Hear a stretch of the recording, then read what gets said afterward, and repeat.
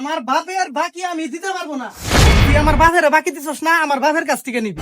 ভাই আপনি কইছিলেন আপনার শ্বশুরের বাকি টাকাটা আপনি দিবেন, তাই আমি ভাবলাম আপনার আব্বার টাকাটা মনে হয় আপনি দিবেন। আমি তোরে আমার শ্বশুরটা বাকি দিতে বলছি, আমার বাপের বাকি দিতে বলি নাই। আমার বাপের বাকি দিছস না, আমার বাপের কাছ থেকে টাকা নিবি। বাবা আলামিন, আমি তো তোমার বাকি টাকা দিতে বলি নাই।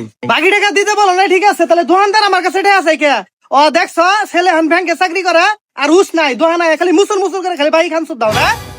জামাই তুমি ঠিকই বলছো, তুমি ব্যাংকে চাকরি করো তো এই যে ইচ্ছা করে এতগুলো বাকি লাগাইছে। হ্যাঁ আপনি ঠিকই কইছেন।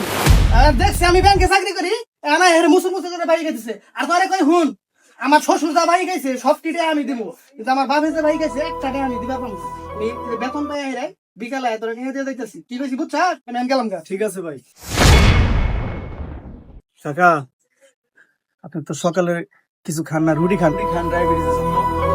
বাবা আমার কাছে তো টাকা নাই, আমি টাকা পাবো কই? আরে বাবা টাকা নাই তো কি হয়েছে, মনে করেন আপনার ছেলে দিছে। আমার আব্বা থাকলে তো সবসময় আব্বার কাছ থেকে খাইছেন, আব্বা চলে গেছে গত 2 মাস হয়ে গেছে। আপনি যদি রুটিটা খান মনে করবো আমার আব্বাই খাইছে।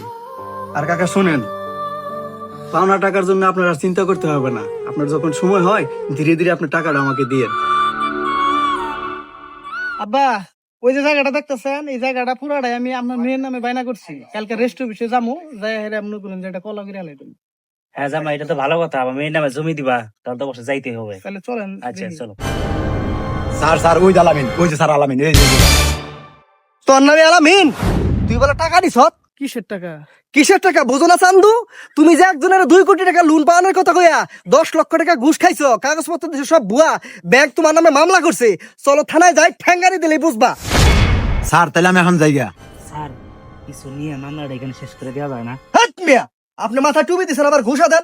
আপনার জামাই ঘুষ খাইছে দেখে আমাকে কি ঘুষ খুর পাইছেন মনে হয়? আর একটা কথা বললে আপনাকে উত্তর থানায় নিয়ে যাবো। তাহলে স্যার আমার জামাইরে নিয়ে যান, আমি চলে যাই। এই আয়।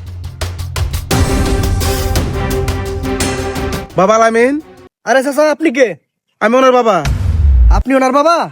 হ্যাঁ আপনি আমার ছেলের গায়ে হাত দিয়েছেন কে? ধরে রাখছি কেন? আপনার ছেলে তো ঘুষ খাইছে। ঘুষ খেয়েছে? আমার ছেলে তো ঘুষ করি না বাবা। হ্যাঁ আপনার ছেলে সৎ, সে ঘুষ করার অভিযোগে অভিযুক্ত হয়েছে। স্যার আমার ছেলেটাকে ছেড়ে দেন স্যার। আঙ্কেল আসলে কেউ ওনাকে ছাড়ার এখতিয়ার আমার নাই। তাকে নিয়ে আমি থানায় যাচ্ছি, আপনি আদালত থেকে প্লিজ একটু ছাড়াই নিয়ে আসবেন। আসেন।